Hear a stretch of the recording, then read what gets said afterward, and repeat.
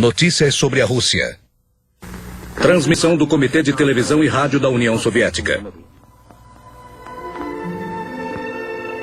Primavera de 1943. Depois da Grande Batalha de Stalingrado. Esse foi o momento da virada onde o povo heróico russo lutou contra o nazismo. Mas o segundo fronte ainda não havia chegado na Europa. 3/4 das forças armadas do Terceiro Reich haviam lutado no fronte da União Soviética.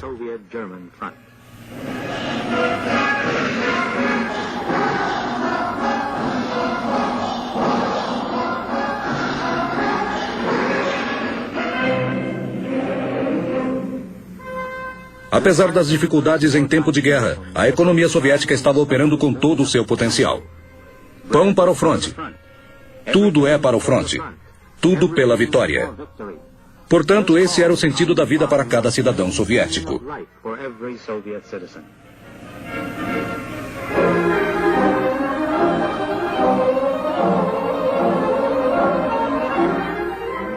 Contudo, os soldados soviéticos tinham que percorrer um longo e difícil caminho para defender a fronteira de seu país. A libertação da pátria-mãe.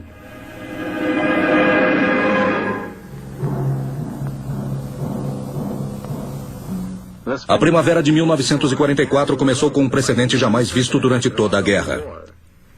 A morte parecia ter se cansado de fazer sua colheita. Ambos os lados se preparavam para medidas decisivas no verão.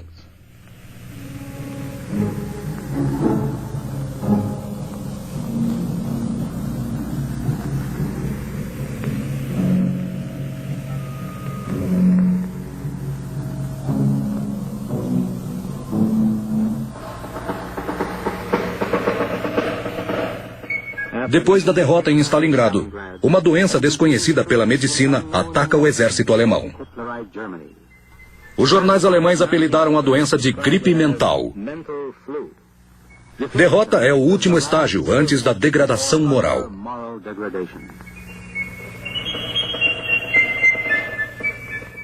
A palavra que antes era bom gosto, Blitz, foi substituída pelo termo total, depois da mobilização total. O general de guerra Erich von Manstein se preparava para remover o estigma de Stalingrado do exército.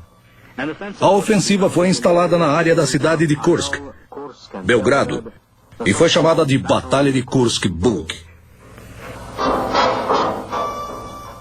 Quartel-General do Führer, 15 de abril de 1943. Ultra-secreto. Operação número 6. Decidi que assim as condições de tempo permitiam a ofensiva e ela vai começar. Essa operação tem que ser bem sucedida. Vitória em Kursk significa o domínio do mundo inteiro. O Estado-Maior preparou essa batalha com o maior cuidado que em qualquer outra batalha. Com a melhora do tempo, a 5ª Divisão do Exército Russo com armas novas parte para a Operação Citadela.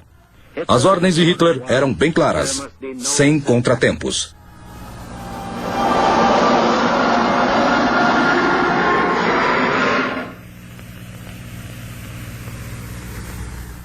No Supremo Comando Russo já estavam planejando o curso da guerra. Eles decidiram por manter o ataque inimigo preso atrás das linhas de defesa e depois lançar a contraofensiva. Os papéis principais nessa operação seriam do fronte Voronezh e do central.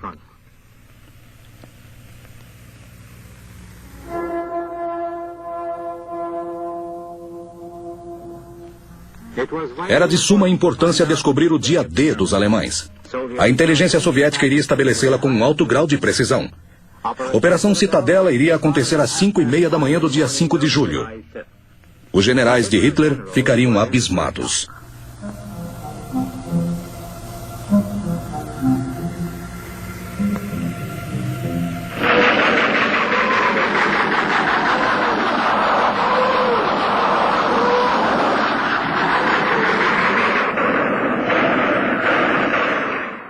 Duas horas depois do começo da ofensiva, as posições alemãs ardiam em chamas. Os nazistas foram pegos de surpresa. Apesar de terem adiado o começo do ataque, pois já tinham descoberto os planos dos russos. Psicologicamente, o exército de Hitler perdeu o combate já nas primeiras horas.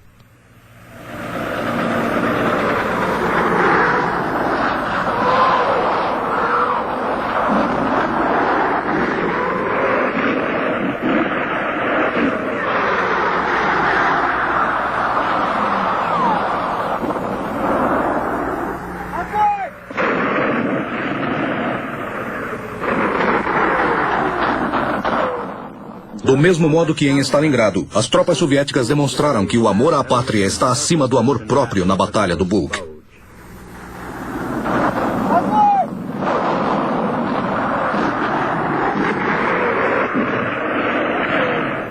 Em uma carta para casa, o aspirante a tenente Delianko, comandante da divisão antitanques, escreveu: "Mãe, a guerra irá terminar logo. A senhora acha que vai me perder e eu vou morrer? Não. Quando se tem 22 anos não se pensa na morte, mas o inimigo é mau e a guerra é cruel. As balas não escolhem quem vão acertar. A minha vida está entregue, mas mãe, se eu tiver que morrer, vou morrer como herói."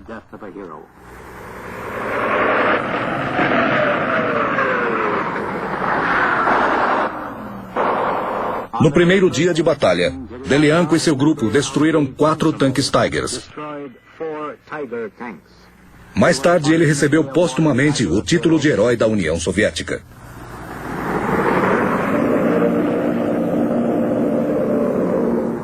O tenente Garabets realiza um ato de heroísmo sem precedente com seu avião. Ele sozinho destrói num único combate 9 aviões inimigos.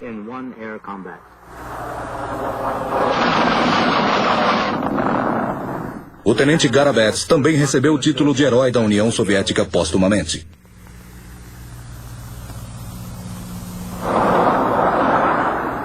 (12 de julho). Perto do vilarejo de Prokhorovka, ocorreu a maior batalha de tanques de toda a guerra. Mais de 1.200 tanques de ambos os lados se degladiaram ali. Uma testemunha disse: "A terra tremeu com os trovões de tantos canhões de tanques ao mesmo tempo. O cheiro de carne queimada se espalhou por muitos quilômetros. O medo era grande. Imensas colunas de fumaça se erguiam, deixando tudo negro.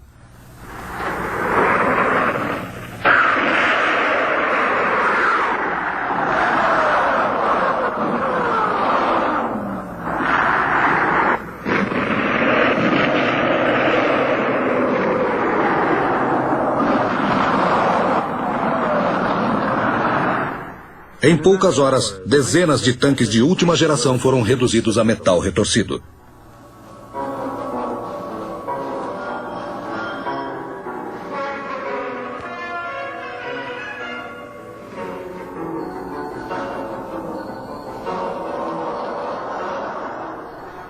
A Batalha de Kursk não só explorou o sucesso de Stalingrado, como foi um marco na Segunda Guerra Mundial. E para o exército de Hitler, o começo de uma catástrofe.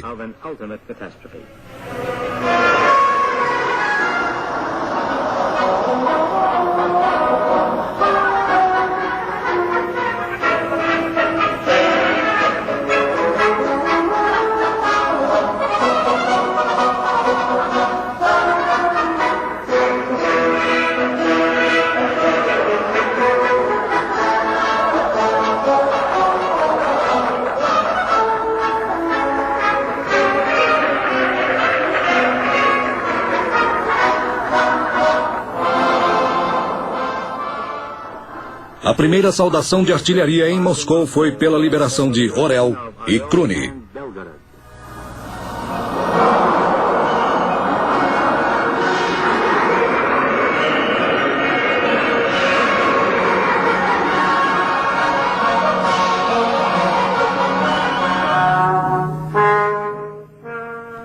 Mas os brutos ainda dominam a Europa.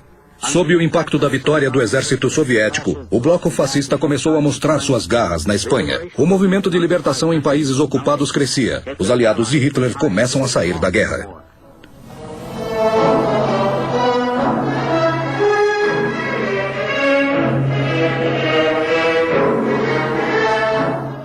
No dia 8 de setembro de 1943, a Itália se rendeu.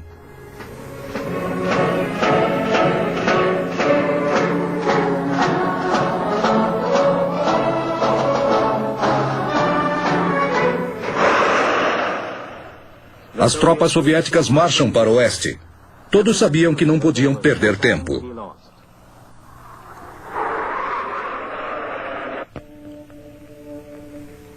Milhões de pessoas tornaram-se escravas do nazismo.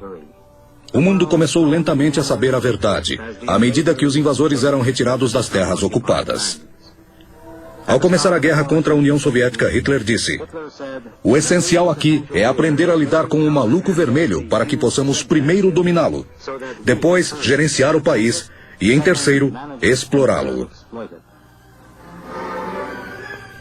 Para ser franco, eu pretendo saquear tudo de forma eficaz.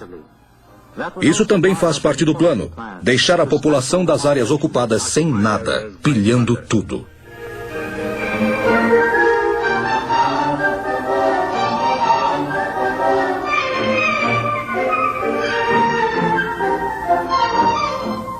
Trens lotados de trabalhadores escravos são enviados um atrás do outro sem parar.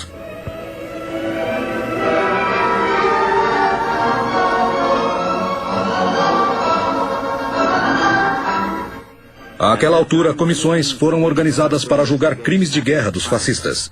Materiais foram coletados para o futuro Tribunal de Nuremberg.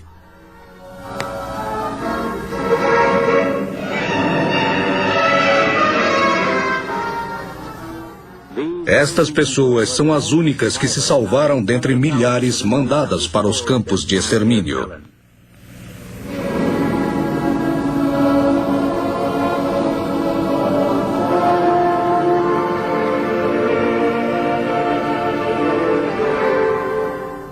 Durante a ocupação da Bielorrússia, os nazistas exterminaram 2,5 milhões de pessoas. Mais de 4 milhões foram exterminadas na Ucrânia.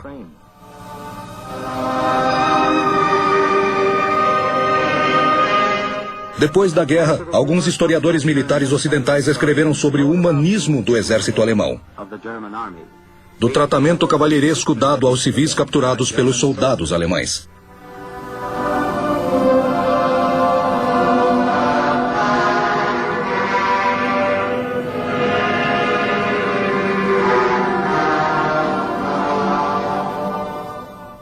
Em outro filme, que é um documento histórico, o chefe da SS faz uma visita pelo campo que está sob seu comando. Não pode haver falhas no modelo de mundo dos nazistas. Se as pessoas morrerem ou viverem, não interessa. Mas interessa que elas trabalhem como escravas para a cultura alemã. Mas o povo soviético não queria ser escravo dos nazistas.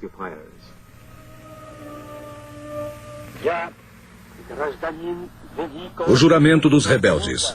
Eu, cidadão da grande União Soviética que heroicamente luta contra o povo agressor, juro que vou me entregar de corpo e alma para aniquilar com todos os fascistas desprezíveis da face da terra. Sangue por sangue, morte por morte.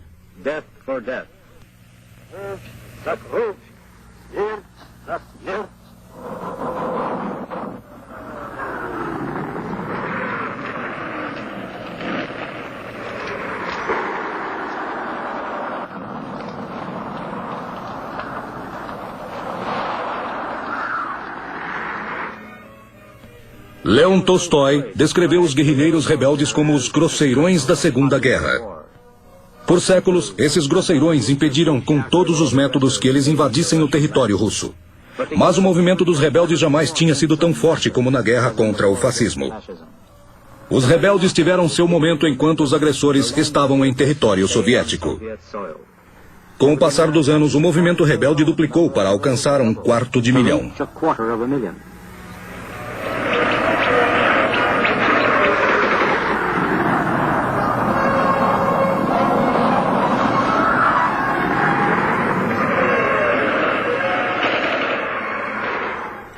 A linha de frente se dividia, mas nunca desunia os soviéticos. Eles lutavam numa guerra única por objetivos comuns. Vastos territórios eram libertados do poder do inimigo. O poder soviético era restaurado antes mesmo do exército chegar. Os lendários comandantes dos rebeldes, Skovpak, Rudnya, Shugarov, Saburov e Ershigarav, mencionando apenas alguns.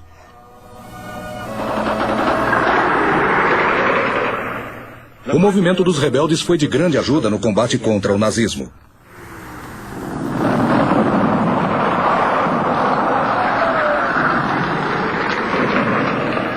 Contudo, o destino da guerra seria definido no fronte. Um ano antes do exército de Hitler ser detido nas margens do rio Volga, Agora vão tentar barrar o exército soviético no rio Dnieper. Hitler disse em uma das reuniões que os russos atacariam pelo Dnieper. Foi o que aconteceu. As tropas russas cruzaram o Dnieper por vários flancos. Estava começando a retomada da Ucrânia.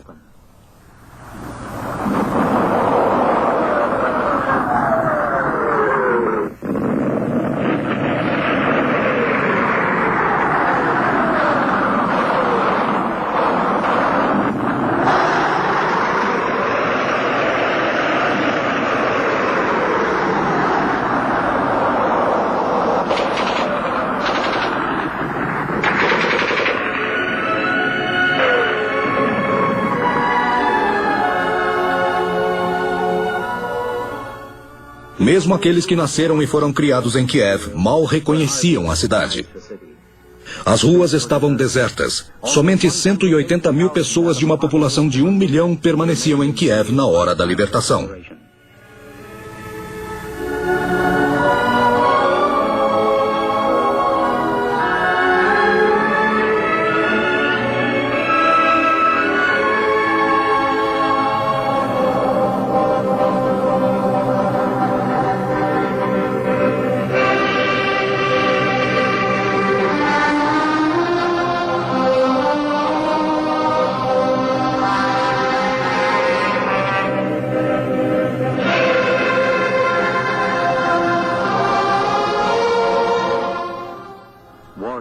Crianças da guerra. O amor delas foi o suporte dos rebeldes contra o fascismo.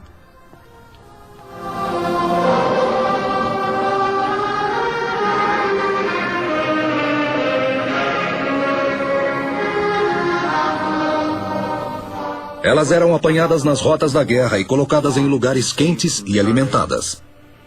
Contudo, muito tempo depois do fim da guerra, o pesadelo delas continuará.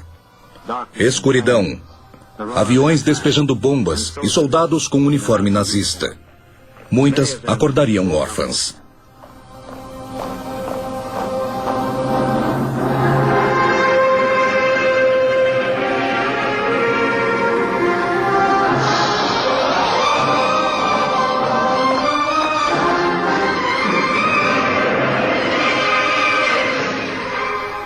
Ao recuar, o exército de Hitler não deixava pedra sobre pedra.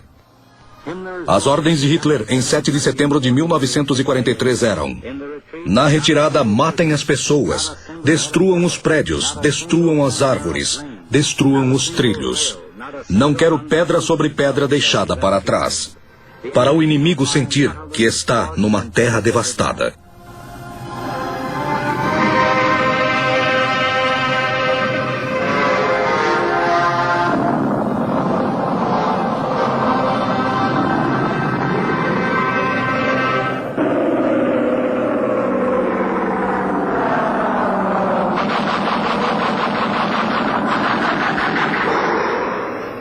O combate se seguiu pelos invernos de 1943 e 1944.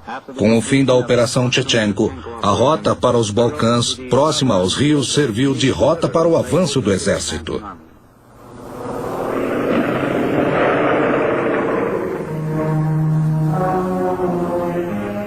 O exército soviético acumulou muita experiência em técnicas de combate. Os generais eram brutais. As missões do exército começaram a ficar maiores desde o início da guerra.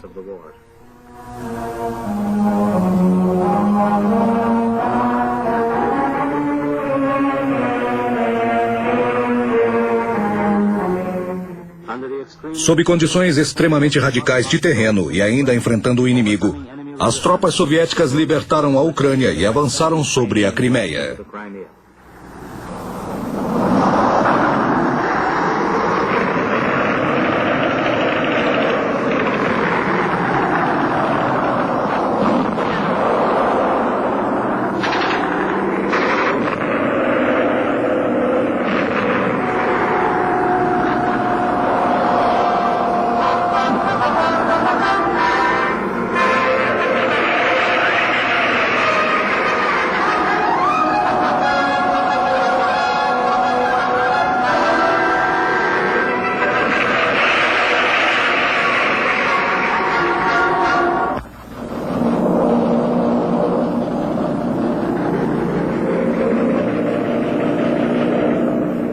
Vamos retroceder um pouco. O exército de Hitler levou 250 dias entre 1941 e 42 para capturar Sebastopol. E no verão de 1944, as tropas do general Talbukian levaram apenas 35 dias para retomarem a cidade de Sebastopol.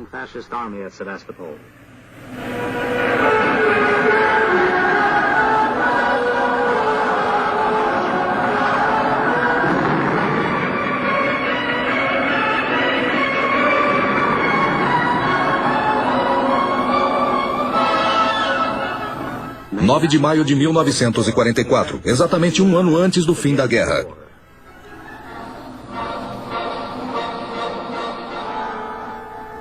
Uma nova operação foi arquitetada contra o grupo de exército no centro do fronte da Bielorrússia. O Comando Central chamou a linha de defesa na Bielorrússia de Fatherland.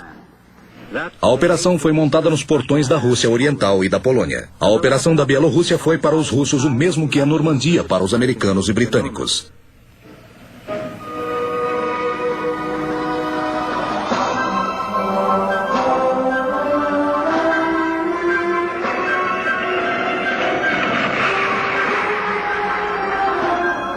No dia 6 de junho de 1944, o segundo comando europeu contra os alemães abriu o mais longo dos dias.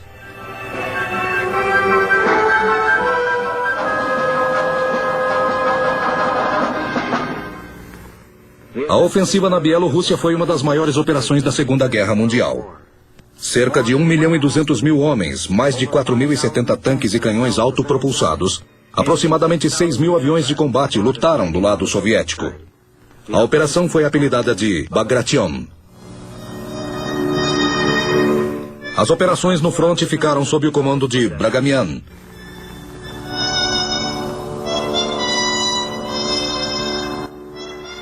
Cherniakovsky, Zakharov, Rakasovsky e a operação geral com Zhukov e Vasilevsky.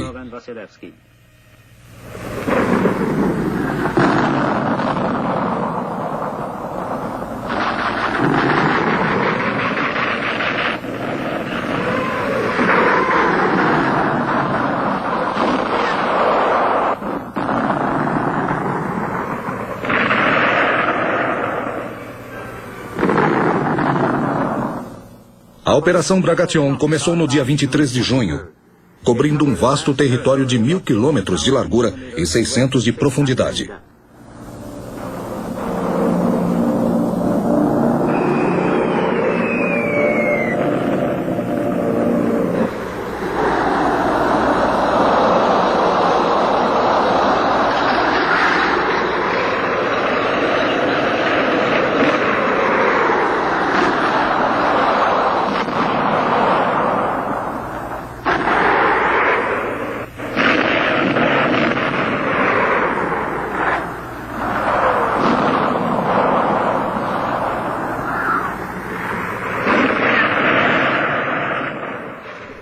A operação levou apenas 10 dias para varrer 67 divisões inimigas. Um gigantesco vazio de 400 quilômetros foi criado no centro do fronte alemão.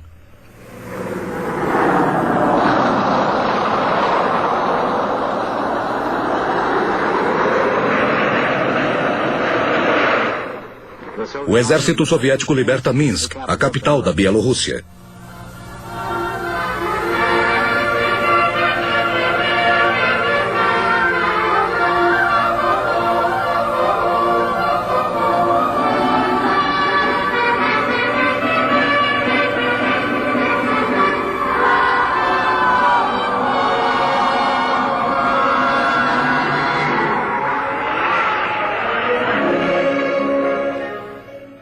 O tempo passava e a vida nas áreas libertadas voltava gradualmente ao normal. Uma vida dura, a dor da perda cria cicatrizes no coração das pessoas.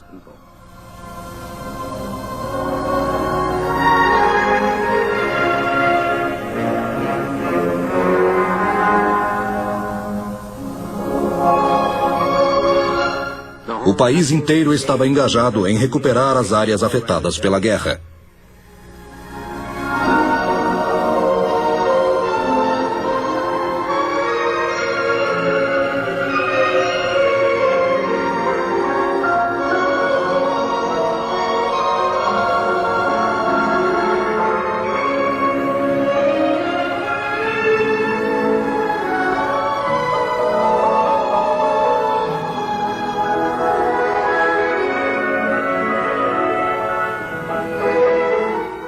O cerco a Leningrado chegou ao fim.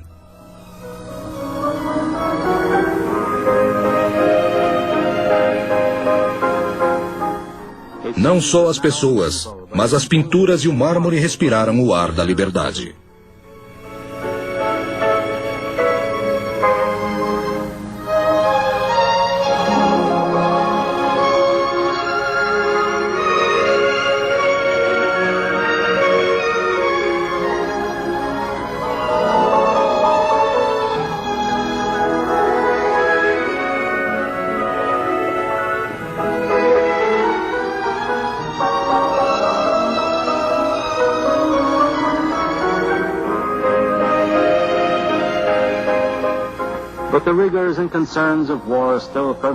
Mas as lembranças da guerra ainda estão presentes em cada hora da época de paz.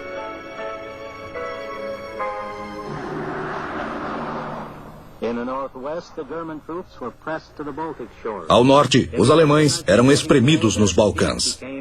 No outono de 1944, a derrota alemã se projeta inevitável.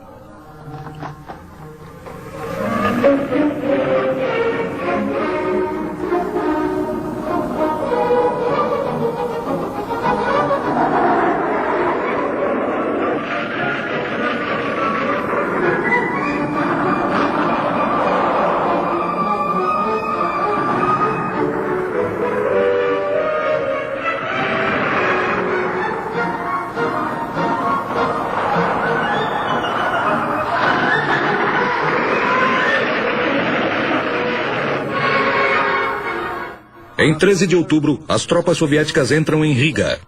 E o cameraman filma todos esses momentos inesquecíveis.